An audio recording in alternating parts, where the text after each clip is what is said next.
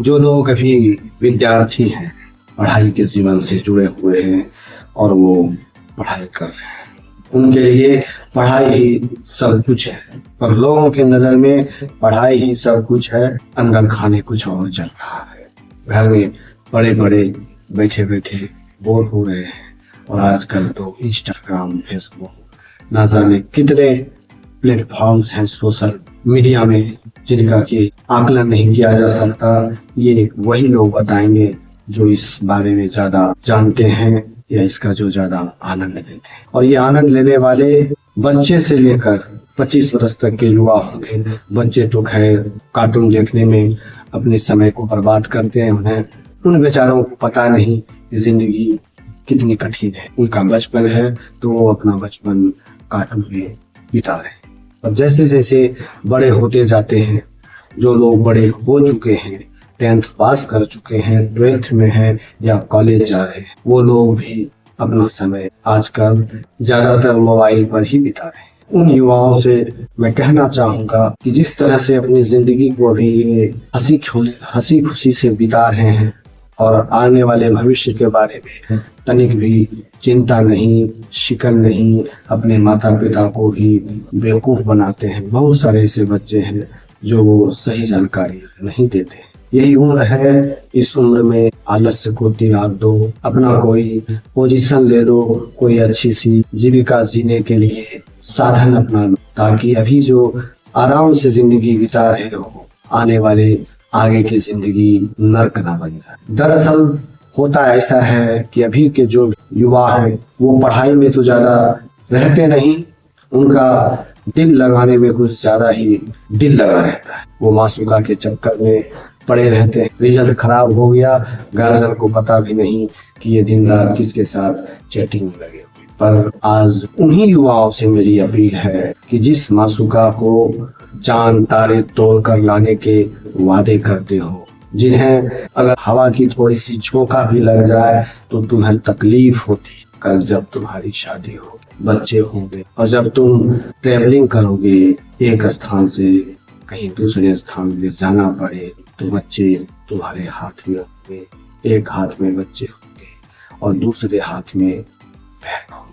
और उस भीड़ वाली बस पर जब तुम चढ़ोगे और तुम्हारी पत्नी जो बनी है मासूका से, उसपे कितने लोग उनसे चिपक कर गुजर रहे का मुक्की हो रहा है, इसका तुम्हें ध्यान नहीं होगा, क्योंकि तभी तुम अपने बच्चे को संभालोगे और हाथ में जो तुम्हारे बैग है उसकी तुम्हें फिक्र हो। ये दिन ना आए, इसके लिए अभी से अलर्ट रहना पड़ेगा। अभी से जो तुम्हारे पास स्वर्णिम समय है, इस समय का सदुपयोग करना, ताकि आने वाला 40-50 साल की जिंदगी अच्छे तरीके से बिता सको। जिंदगी छोटी सी नहीं होती। हर कोई कहते हैं किसी का बच्चा बिगड़ गया तो किसी का बच्चा संवर गया। कितनों को तो आश्चर्य होता है कि उनके पिता बड़े सज्जन थे, उनका परिवार बड़ा सज्जन था और आज उनके घर में इस तरह का बच्चा। ये बच्चा उस परिवार से नहीं समझा और उस परिवार के वजह से नहीं बिगड़ा। ये बच्चा बिगड़ा तो अपनी संगति की वजह से। जैसा संगत रखोगे वैसा रंगत होगा, ये कहावत है। क्योंकि तुम्हें सिगरेट पीना तुम्हारे माता पिता नहीं सिखाते, तुम्हें शराब पीना या शराब को हाथ लगाना, चाय तक को हाथ लगाना तुम्हारे माता पिता नहीं सिखाते। ये तुम्हारे मित्र होते हैं जिनके लिए कि तुम जान तक देने के लिए तैयार होते हो। मित्रता ऐसी करो जो तुम्हें सही स्थान पर पहुंचा दे। ऐसी मित्रता से क्या उम्मीद करते हो जो तुम्हें नरक की ओर खुद तो जा ही रहा है और तुम्हें ही अपने साथ लेके जा रहा है। अपनी संगति पर विशेष ध्यान देने की जरूरत है हर युवा को। बहुत सारे युवा हैं जो एंजॉय के नाम पर अपनी जवानी तक को खत्म कर देते हैं। इतनी अच्छी जिंदगी, अच्छा समय सिर्फ एंजॉय के नाम पर लगाए बैठे। अरे जवानी का मतलब होता है आग लगा देना, और उस जवानी को तुम सिगरेट चाय में बर्बाद कर रहे हो, एंजॉय में बर्बाद कर रहे हो। जितने भी महान आदमी हुए हैं, जो भी अभी जिनके आदर्श हों, बहुत सारे ऐसे हैं जो अपने उन महान आत्माओं को आदर्श बनाए बैठे। वो भी कभी युवा थे, उन्होंने तुम्हारी उम्र में इंजॉय नहीं की। ऐसे कई महान आत्मा हैं जो एंजॉय के समय में ही बहुत बड़े इतिहास लिखे। अभी जो तुम्हें समय मिला है उस समय का सदुपयोग कर लो।